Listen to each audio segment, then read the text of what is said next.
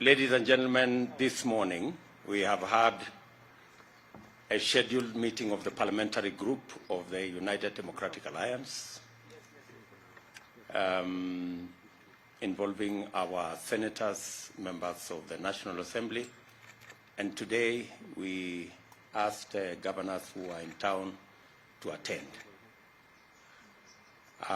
We've had robust engagement on matters to do with the parliamentary calendar. We've had also consultations with members of the PG on party activities. The neck of the party was represented by the chair, the SG, and members of the secretariat. In preparation for the next general election and also in preparation of the next calendar of Parliament. We have engaged on many items on matters to do with the party and organizing the party to be ready for the forthcoming general elections after the announcement and the gazettement of the 9th of August 2022 as the date for the elections. The PG have been briefed by the party officials to prepare the roadmap with the attendant timelines to be able to prepare the party candidates, the party members, and Kenyans in general on the manner in which UDA intends to carry its activities going into August. We have also agreed on the parliamentary calendar and the items that will be canvassed and prosecuted through Parliament. And we have also concurred with all the items that have been that were on the agenda. The PG has also endorsed the partnership arrived at after consultations between UDA, ANC, and Ford Kenya. And we now believe that with this partnership, the country has been given direction on the next general election. We believe that all independent arms of government should perform their duties as required of them by the Constitution, and we will support all institutions, independent institutions, in making sure that we have a credible, a free and fair election. We have taken a very firm position against violence, and the party's position to its members, to all our candidates, is that violence must never be part of the equation as we canvass for votes going into this election. We expect the IG and all the other institutions of government to ensure that notorious participants of elections that have a track record of violence are stopped from continuously injecting violence into our election equation. We want a firm commitment from all candidates that they will publicly disown violence. We want to challenge every presidential candidate, especially the presidential candidate of ODM, to clearly, firmly, unequivocally renounce violence. He has had the excuse of trying to explain away instances of violence perpetrated under his watch. As a party, we are making an unequivocal commitment to the people of Kenya that UDA, its members, its candidates, will not participate in violence of whatever nature. We expect the same from every party and every candidate, because Kenya deserves and should have a peaceful election. We expect the people of Kenya, out of free will, without blackmail, intimidation, or threats, to make their choices free of violence. That is our very firm position as a party. I'm going to ask members of the PG to read the statement on behalf of our parliamentary group, starting with Alice Wahome.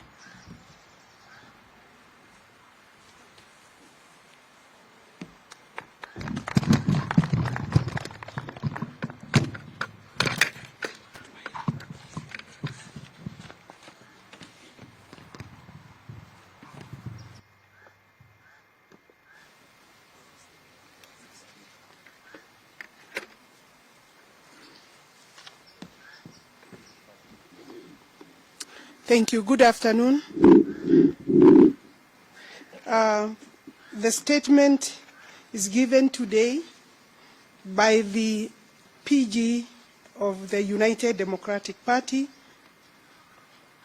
parliamentary group after its first meeting of 2022. This is our first meeting this year, held here today, the 24th of January, 2022. Today, the United Democratic Alliance Party's parliamentary group held its first meeting for the year 2022. At the meeting, members were appraised of the progress made so far in galvanizing the party's position on the country's political spectrum. Members also had the opportunity to vigorously interrogate and audit the party's platform for socio-economic transformation based on the Hasra Nation's bottom-up economic framework.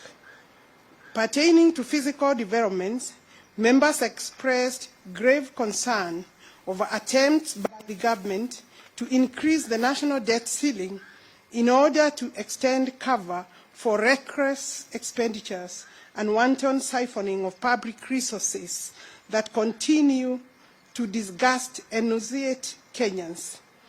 This nauseating and unprecedented profligacy has become the intolerable monument of the handshake era. You know, we are in the handshake era since 2018. Accordingly, the PG resolved to resist any further attempts to burden the people of Kenya with the unaccountable debt. Party members have therefore resolved to oppose the proposals in the finance bill to tax people of this country any further. The UDA, as a matter of policy, is categorically opposed to the anti-poor fiscal measures and the sort of predatory taxation or the use of national revenues to sponsor unconscionable or wanton waste. We look forward to participating vigorously in parliamentary business that will generate proper measures and policies to address the urgent problems of the majority. As a first step, the UDA parliamentary group, has also resolved to amend the budget policy statement in order to increase the allocation to the counties to near 35%. We see this as a practical measure to increase resources to finance service delivery at the real bottom of our socio-economic pyramid. And I confirm that it is true. We met yesterday and we were guests at the ANC National Delegates Congress, and we did today confirm the movement forward, and we will engage and continue to engage the Ford Kenya and ANC, including their parliamentary groups that will be meeting with them soon. Thank you.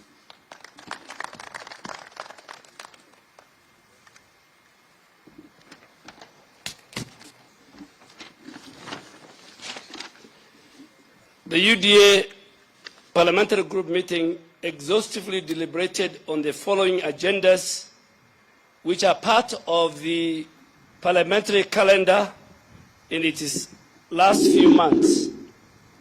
1, the Political Parties Bill, the anticipated Election Laws Amendment Bill, the Huduma Bill, the Finance Bill 2022, the Budget Policy Statement 2022, the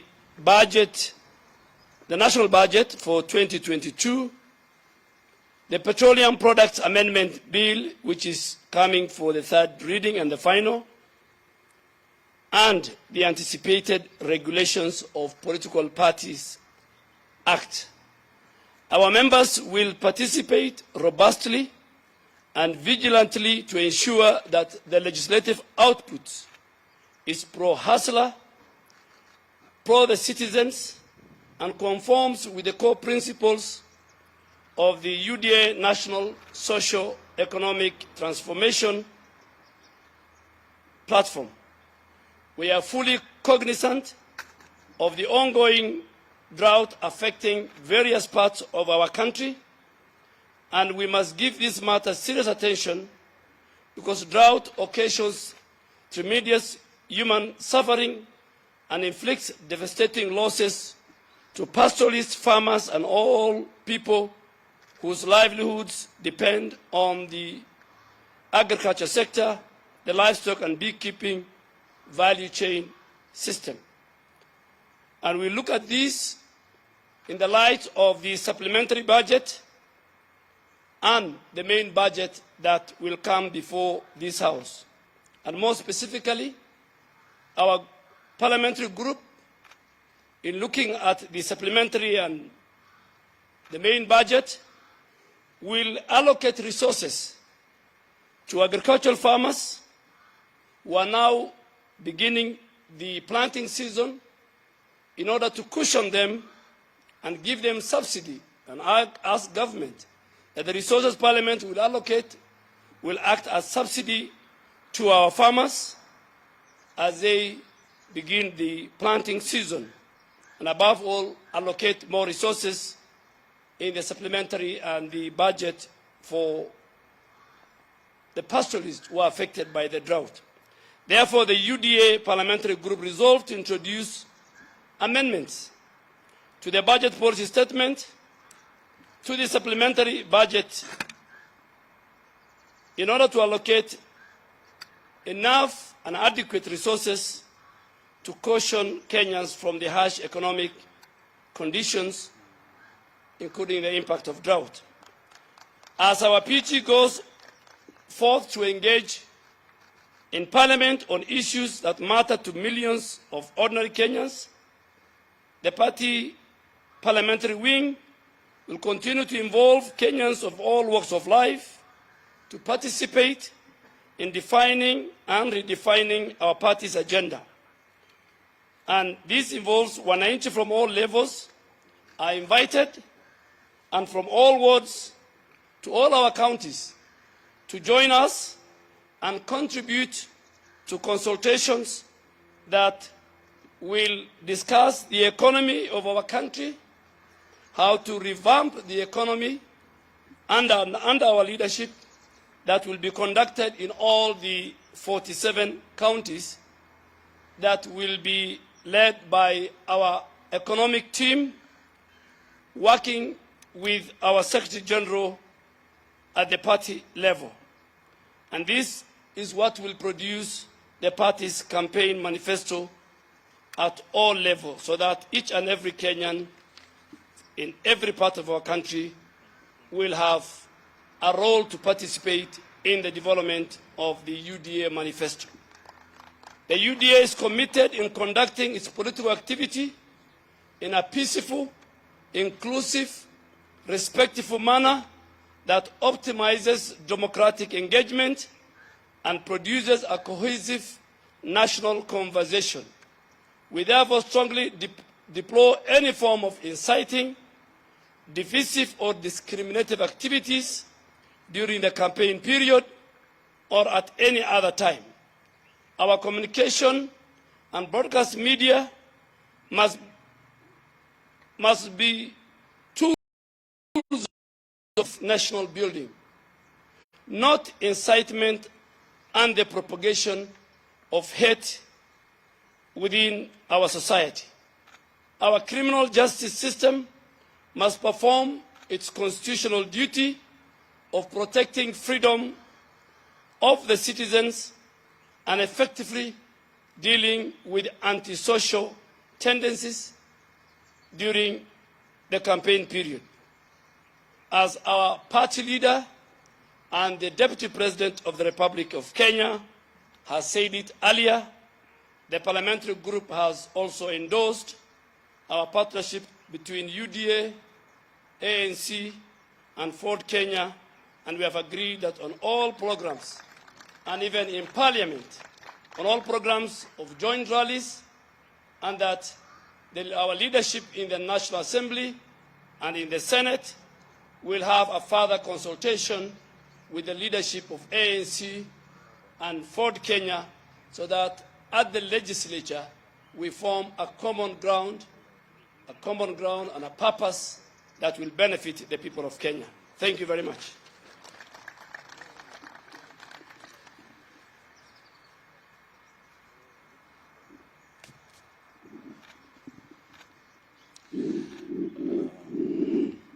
Wanahabari, leo tumekuwa na mkutano wa wabunge wa chama cha UDA tukiwa na maseneta na magavana wetu hapa hivi leo, na tumejadili mambo muhimu ya kitaifa, ikiwepo kwamba sisi kama chama cha UDA tumekataa mambo ya uchochezi na mambo ya vurugu na mambo ya kuleta mshike katika taifa hili la Kenya wakati huu wa uongozi na kama wakati wa uchaguzi. Na kama chama tumesema kwamba wale wapinzani wetu ambao wako kule, hao pia watupatie msimamo wetu kuhusu mambo ya uchochezi na mambo ya fujo ambayo sisi tumeyakataa, na hao pia tunawaomba na kuwauliza kwamba watoe taarifa yao kuhusu maneno haya. Pili, kwamba mkutano huu tumekubaliana kuhusu ile miswada na mijadala na sheria ambazo zinakuja katika bunge, kwamba sisi kama UDA tutasimama kidete na watu wetu na wabunge wetu watakuwa bunge kujadili na kuhakikisha kwamba sheria ambazo zinapitishwa, ikiwamo bajeti ambayo inakuja na ile pesa ambayo itafadhili bajeti, kwamba sisi tutasimama kwamba miswada yote ambayo itapitishwa pale isimame na Wakenya wale wa kawaida, kwamba zile pesa ambazo zitatengewa zitengewe watu ambao kwa sasa wanapata shida na uchumi huu wetu, wale wananchi wetu wa kawaida. Na pia tunasema kwamba katika mambo ya agriculture na ile budget statement ambayo itakuja, sisi kama wana UDA tutasimama na wakulima, na tunasema kwamba vile bei ya mbolea imefika takriban shilingi 6,000, sisi kama UDA tutajaribu kusukuma na tutasukuma kwa nguvu tuiteremshe mpaka ifike 2,500, ili wakulima wetu ambao wanategemea, wananchi wetu wanategemea ukulima, na wakati huu wa ukulima, season ya ukulima na mfumo wa ukulima unaanza, ili waweze kupata nafuu na wapate mazao ambayo pia wanaweza kuuza kwa bei nzuri wakiwa katika huko mashinani. Na pia tunataka kusema kwamba, na hii ndio maneno tumesema katika PG, kwamba uchaguzi unaokuja tunauliza Wakenya wawe na amani, wawe na uwiano, lakini wachague viongozi ambao watapeleka gurudumu la taifa la Kenya mbele, na kuangalia kwamba wetu,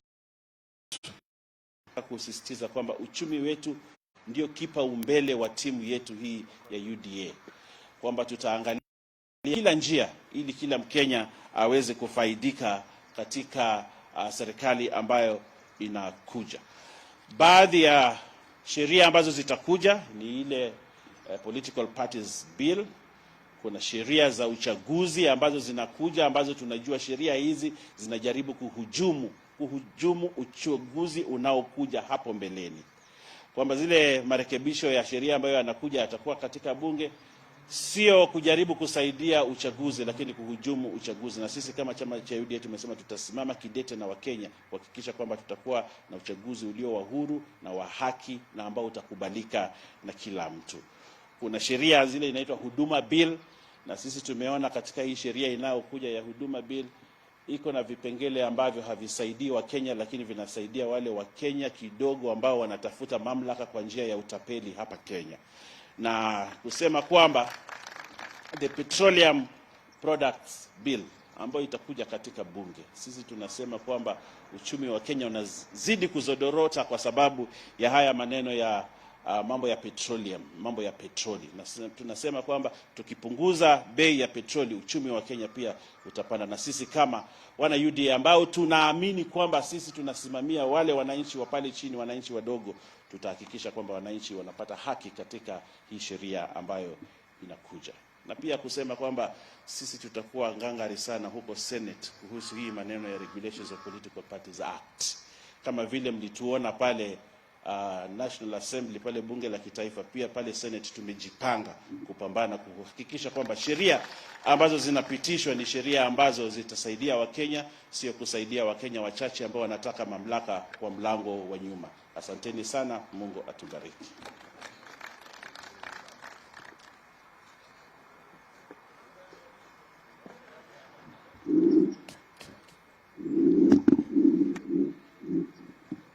As a UDA party, under the leadership of our party leader, Deputy President, we have had a very successful PG meeting, the first of such a kind in year 2022, and we have briefed the parliamentary group on the IEBC timelines as we walk towards the 9th of August 2022, specifically because the IEBC has now gazetted 9th August 2022 as the official date of the elections for all positions, beginning from the presidential level up to the MCA level.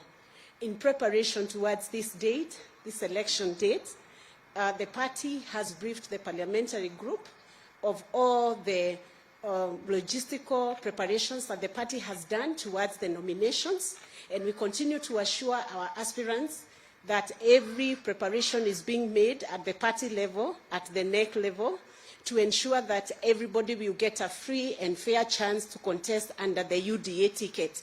And at this very early opportunity, let me welcome the partnership of the ANC and Ford Kenya. UDA is a big party, the doors are open, and we welcome many more such partners who would wish to partner, those who find consensus and mutual agreement with the bottom-up economic policy that is going to improve the livelihoods of Kenyans at large. We have also taken this opportunity to discuss the progress of the appointment of the polling center coordinators that has been happening countrywide in the 47 counties. This program was supposed to expire. The days for doing this program was supposed to expire last week, but we have extended this period to allow up to Friday of this week for all those counties that have not concluded the exercise to be able to take time and agree by consent how we are going to appoint and how they will appoint the names of polling center coordinators. The exercise is intended to strengthen the party grassroots structures. It is not intended to cause contestations or fights in the counties and constituencies and wards. So we encourage all our aspirants to work together and agree on that list of names, and these coordinators will be very effective in managing the affairs and the activities of the party at grassroots level. However, we would wish to clarify that these coordinators are not going to be conducting the nomination process, so there is no need for people to fight. There is no need for aspirants to contest over these names, but everybody must get a chance in giving a name of a polling center coordinator, especially when they are registered as aspirants within the UDA party. So thank you very much, and we continue to welcome everybody to join the UDA party. And the young people who have not registered as voters, you have a window right now. IEBC is having an enhanced voter registration program running up to the end of the month.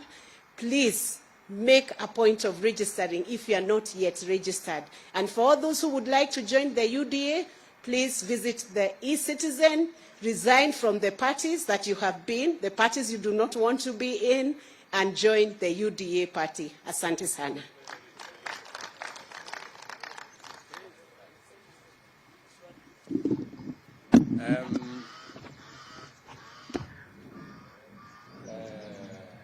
Let me request we can have maybe one or two questions just to clarify on the subject matter that has been discussed in the PG. So, yes, Mr. Mureithi or Amaneto Nanewinjama. Good afternoon, Deputy President. Good afternoon. Three questions. One question at a time. If you will probably provide some of the details of this relationship that you formed with the Amani National Congress and for Kenya, and what numbers are you looking at with regards to parliamentary strength, now that most of the talk that is here is with regards to the strength and pushing the agenda that is Hasla driven. And some of you not from Citizen TV. Mine is really emphasis of the first question. The nitty-gritties in the partnership deal with the ANC for Kenya, and then also when it comes down to probably the nominations, how are you going to engage with these two parties? Thank you very much. As you can see, we do not have the other members of our now enlarged team, ANC and Ford Kenya in our midst. So we will not be in a position to discuss details. We, however, want to tell you and tell the country that if you followed the statement of our friend Musalia Mudavadi, it was about the country, the status of the country, the status of the economy, matters impunity, matters that touch on democracy, you know, matters to do with debt. Those are the issues at the heart of our conversation with our partners in ANC and Ford Kenya. They are the priority discussions that we are having on how do we get this country from where it is, because something urgent, something major has to be done, and that is the discussion we are having. The rest of the details of our relationship will be in subsequent documents. You know, any relationship between parties will be filed with the registrar of political parties at an appropriate moment. So you might have just to wait a bit for you to get those details. And they will be public. They will not be, they will be very public documents. So you don't have to worry and try and fish around for those details. On the other matter that, on matters to do with Parliament, we are having our parliamentary group meeting today. Our friends will be having, I think, theirs tomorrow or the day after. And we will then subsequently agree on how we are going to conduct parliamentary business and what kind of format we are going to adopt in making sure that we prosecute that parliamentary business jointly and in a coordinated manner. As you heard us announce yesterday, we have already agreed on a series of rallies Wednesday through Saturday, and you will of us in the coming days. So relax. Any other questions? Yes, my good friend. That should be the last one. James Mbaka from this town. About two questions. One, you've taken a previous political forming a coalition. What makes ANC or for the Kenya rather getting a preferential treatment in your arrangement and in pushing towards the general election? Is about the political parties amendment bill that is in Parliament. Your new partners have had different fairly to how coalitions, political parties should approach elections. Now with the coming in on board for the ANC, are you going to see that really rather conditions that thank you so much. UDA continues to believe that the way to eliminate ethnicity from our politics is to work on a national political party. That's a very firm position. We have, however, worked with other political parties for purposes of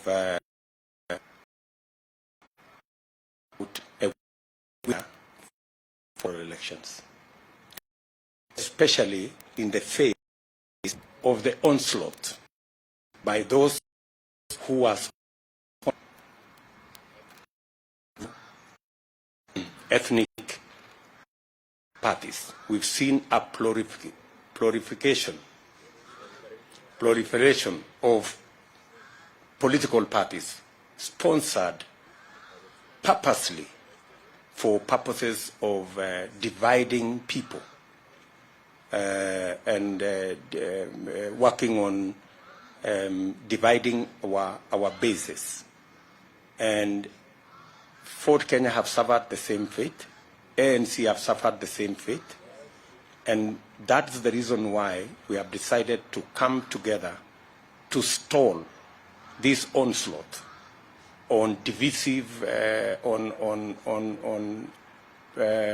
sponsorship of parties not meant for any other purpose, but meant for the purposes of dividing people. And that is our mission, that these sponsored political outfits that are indeed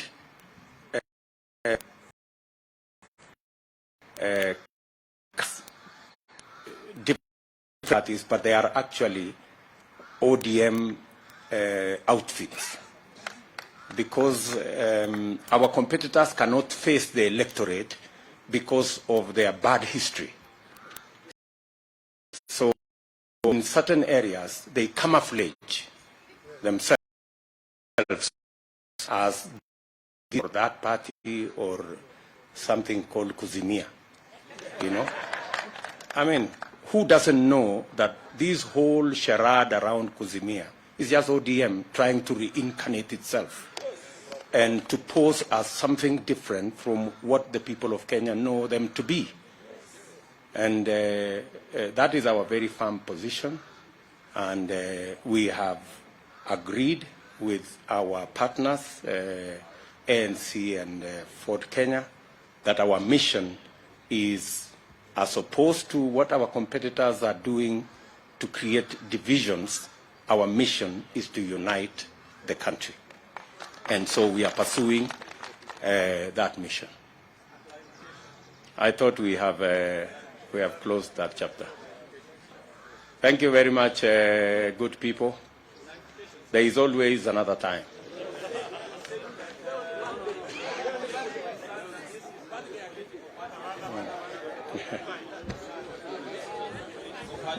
This other one is being sponsored.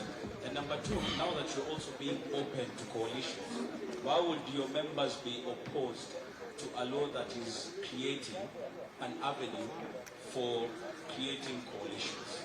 How will you be able to discern now that you're saying ANC is facing the same problem, Ford Kenya is facing the same problem, and all these other political parties are not genuine? My friend, unless you don't live in Kenya, unless you don't live in Kenya. When we say sponsored political parties, I think you know them as much as I do. And you know who the sponsors are. And you know who are being sponsored. And they are even unapologetic. They say, we are this and this political party, but we support this group. Because those are their sponsors. These are not parties that have been formed for purposes of winning any election. These are parties that have been formed to camouflage, the ugly past of some parties, so that they look different from who Kenyans know them to be. That's really the whole issue. By the way, our position on the political parties bill is very clear. There are provisions inside there that are unconstitutional. And those are the provisions we are against. The Constitution defines what a political party is. You cannot use the law to redefine what a political party is. The clarity with which the Constitution has on matters to do with the powers of independent institutions. You heard IEBC say yesterday that some of the provisions of the Political Parties Act infringe on the functions, the independent functions of IEBC. And I am sure that even if this law is forced through, Kenyans will stand up to it and challenge it in the right places so that the Constitution is upheld and a free, fair, democratic elections are held. Thank you very much, good people. Asanteni sana. Well done.